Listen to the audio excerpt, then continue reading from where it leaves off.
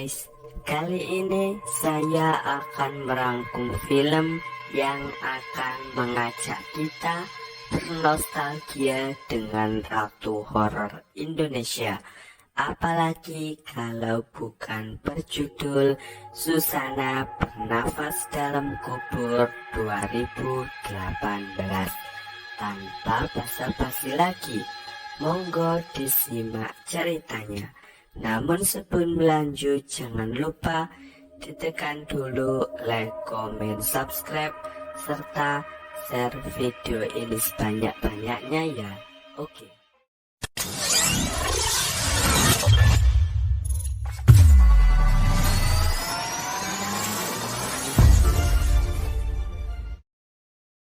Scene diawali di sebuah desa asri berlatarkan tahun 1989. Satria pulang ngantor. Ia langsung masuk ke kamar menemui istrinya bernama Susana. Susana mengabarkan bahwa Satria pun mau kembali ke kantor. Susana memaksa ikut. Di kantor, Susana udah akrab dengan sekretarisnya Satria. Umar dan Jonal minta naik gaji ke Satria. Masalahnya, gaji mereka udah naik 3 bulan lalu. Dini hari, Satria membangunkan Susana untuk sholat subuh. Mereka pun berangkat ke masjid. Satria teleponan dengan atasannya. Ia minta izin mau mundur dari keberangkatannya ke Jepang. Tapi si bos menolak karena tidak ada orang yang bisa membina orang Jepang kecuali Satria. Malamnya, Susana menyiapkan perlengkapan Satria berangkat ke Jepang. Mereka pun ngaji bersama. Setelahnya Satria pamit. Ia berangkat diantar taksi. Umar, Jonal, Dudun, dan Gino diskusi. Mereka bosan hidup miskin. Terlihat Umar nggak setuju, tapi Jonal tetap ngotot. Sementara Gino dan Dudun setuju. Umar yang kalah suara pun terpaksa ikut-ikutan. Esoknya, Mia pamit mau nonton layar tancap. Di lokasi, layar tancap udah mulai. Umar dan kawan-kawan juga beraksi. Jonal memimpin. Layar tancap berkisah tentang film horor. Umar masuk ke kamar. Gino mau ngusung piano. Ia juga menemukan kunci. Umar mengambil CD-nya Susana karena melihat adegan menjijikkan. Susana nggak kuat. Mia menawarkan pulang. Susana pun diantar pulang oleh Cecep. Mereka berkumpul mau cabut, tapi tidak dengan Gino. Susana pun datang. Mereka mencari tempat persembunyian sendiri-sendiri. Susana langsung masuk. Ia tidak curiga dengan keadaan rumahnya yang berantakan. Peserta layar tancap mencari tempat berteduh. Susana masuk ke kamar. Ia ganti baju dan diintip Umar. Susana pun lanjut tidur. Sementara para pembantu Susana masih asyik nobar di tengah hujan. Merasa aman, Umar keluar dari lemari. Ia sekilas memandangi Susana lalu kabur. Ia turun menyusul temannya. Jonal berniat membunuh Susana, tapi dihalangi Umar. Hal itu membangunkan Susana. Ia pun keluar kamar dan ngecek keadaan. Tentu saja para perampok udah sembunyi. Susana mengunci semua pintu. Mereka pun kabur lewat jendela. Tapi tak banyak bacot, Susana langsung nyerang Gino. Mereka pun main kejar-kejaran. Susana berhasil keluar, tapi ia lari di tengah derasnya hujan. Akibatnya, Jonal menarik kaki Susana, tapi ia masih bisa bertahan. Jonal membalas, untungnya Umar menghentikannya. Akibat hal ini, kedok mereka terbuka. Mereka pun ribut sendiri. Diam-diam, Susana mengambil bambu runcing dan menyerang. Namun tak sengaja, Dudun yang melakukannya pun panik. Umar pun menengahi mereka. Mereka membuatkan lahat dan langsung mengubur Susana. Tiba-tiba, tapi mereka nggak peduli. Dengan kata lain, mereka mengubur Susana hidup-hidup. Esoknya, Susana terbangun. Ia nampak baik-baik saja. Satria nelpon. Tiba-tiba ada darah di punggungnya.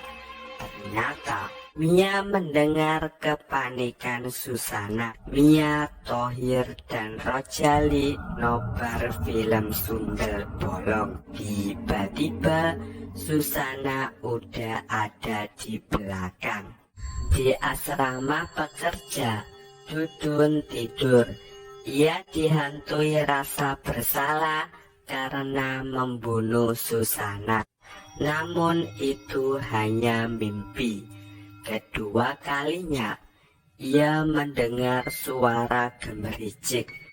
Umar pun datang. Mereka bekerja di proyek seperti biasa. Namun Dudun masih ngantuk. Umar masih gak percaya dan menenangkan rekannya itu. Dudun ngopi di kamar. Umar pun datang bersama tukang pijat. Mereka basa-basi sedikit. Maya pamit mengambil alat kerok, sedangkan Dudun siap-siap. Maya pun datang mengerok. Dudun pun kabur. Ia ditenangkan Umar dan Gino. Ia memperlihatkan punggungnya, tapi baik-baik saja.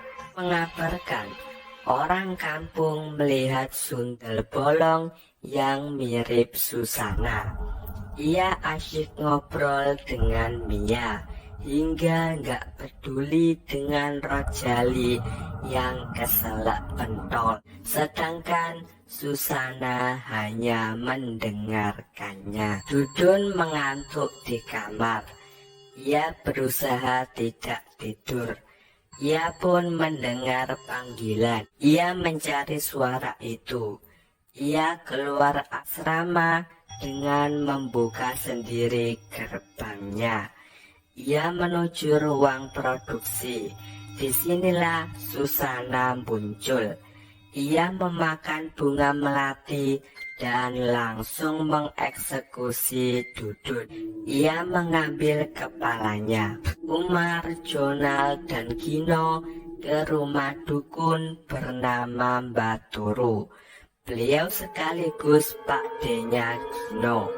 Belum apa-apa, si dukun udah tidur. Setelah bangun, Baturu sudah tahu. Sebagai penangkal, Baturu mengambil kerisnya dan memberikan kalung kepada Gino. Susana menatapi foto pengantinnya. Ia juga sedikit bernostalgia. Umar, Jonal, dan Gino tidur. Susana pun datang. Kali ini Jonal yang dipanggil. Ia keluar mencari sumber suara. Tiba-tiba lampu dapur nyala sendiri. Ia pun ngecek. Jonal melihat lemari di dapur. Ia mengambil pisau untuk jaga-jaga.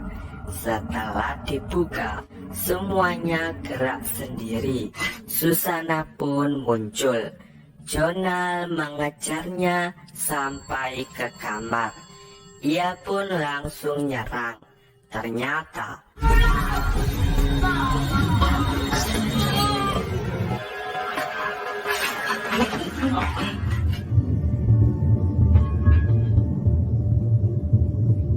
Thohir dan Rojali ingin membuktikan bahwa Susana memang benar-benar sundel bolong. Pagi-pagi sekali, Rojali menyiapkan kafan bekas. Rojali mencari-cari alasan agar bukan ia yang memakainya. Ia pun punya ide lain dengan cermin.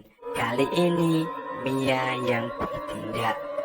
Mia mendekat, tapi Susana miring. Mia semakin mendekat. Tiba-tiba, cermin pun terjatuh ke kolong. Thohir membantu. Mereka dikagetkan suara jam.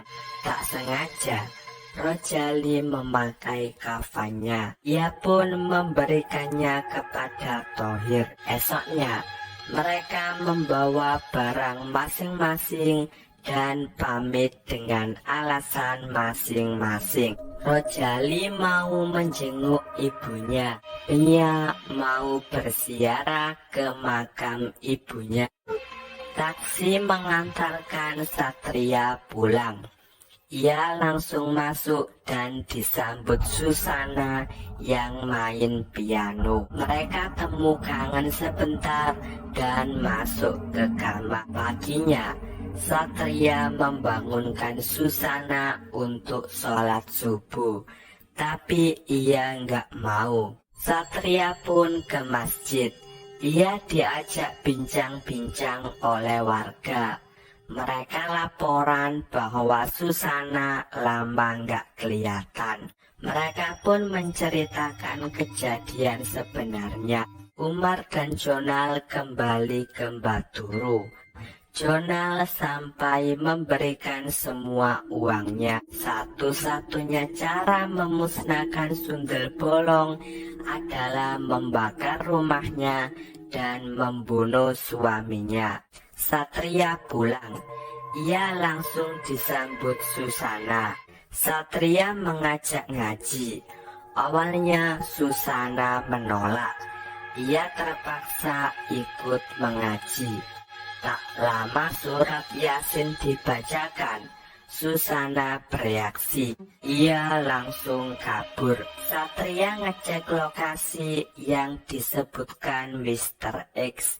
Ia menemukan sandal dan langsung membongkar bekas galian. Hingga malam datang, barulah mayat Susana ditemukan. Sisi lain, Umar memimpin pemberontakan warga. Susana menyambut Satria, tapi Satria nggak terima.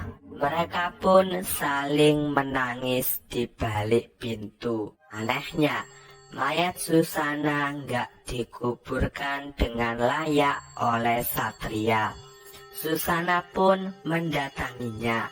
Disinilah Jonal muncul. Ia melempar garam, tapi Jonal udah terjebak ke dalam lahat. Untungnya Baturu gercep. Ia menancapkan kerisnya. Warga datang ke rumah Satria, langsung menghujaninya dengan obor. Satria segera keluar mencari keadilan. Di tengah kepanikan, Umar menenangkan Satria. Ia membawanya ke rumah Baturu. Satria dibawa menghadap Susana yang sudah disandra. Baturu meminta Satria menutup matanya. Baturu pun merapal mantra. Jonal bersiap menikam dari belakang. Untungnya kali ini Satria percaya. Satria mencabut kerisnya. Susana pun marah. Baturu dan Jonal lari, sedangkan Umar tertinggal. Pertarungan antara bos dan bawahannya pun terjadi. Umar berhasil melukai tangan Satria, tapi Satria berhasil melumpuhkan Umar. Ia langsung pergi. Ternyata Umar hanya akting. Ia mengambil pisau dan menikam Satria dari belakang. Satria mencabutnya dan berbalik menikam Umar. Baturu dan Jonal lari ke hutan. Mereka pun terpisah. Baturu merapal jimatnya, tapi Susana mengambil ranting dan serangan bertubi-tubi terus menghujani Baturu. Tersisa Jonal. Ia terus berlari. Ia masuk ke toilet tua. Susana pun datang dan menggulingkan toilet itu. Tak sampai di situ, tusukan pun datang bertubi-tubi. Susana mengabulkan permintaan Jonal. Susana udah nyiapin lahat. Disinilah Jonal dikubur hidup-hidup. Seketika Susana pingsan. Satria mencari Susana. Mereka mengucap kalimat perpisahan. Satria memeluk Susana untuk terakhir kalinya. Tiba-tiba tinggal gaunnya saja. Tak lama setelahnya, Satria turut menyusul Susana ke alam baka. Esoknya, Mia, Thohir, dan Rojali menghadiri pemakaman majikannya. Di ending, Satria dan Susana menjadi pasangan abadi di alam baka. Film pun berakhir.